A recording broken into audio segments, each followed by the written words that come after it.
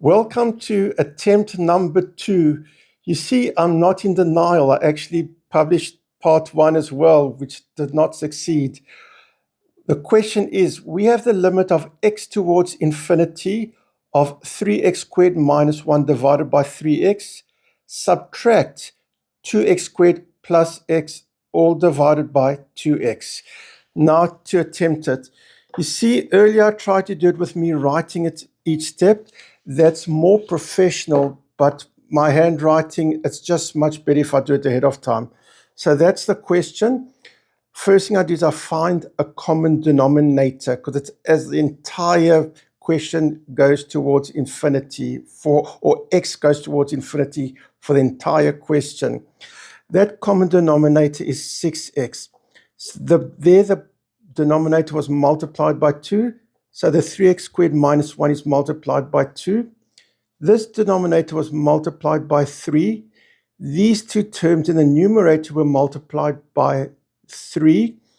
There's a subtraction sign, so their signs change. They were both plus, they both become minus now.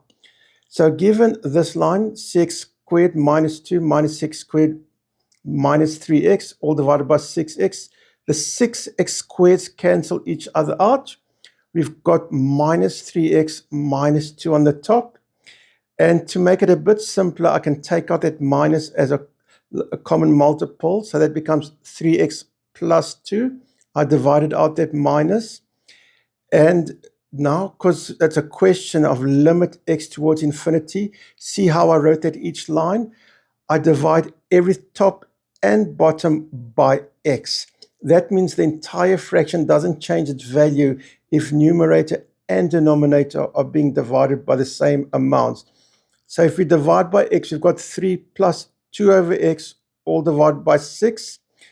As x goes towards infinity, you see here, I no longer write that limit anymore because I'm putting what that limit is. That x becomes infinity, which means this term becomes 0.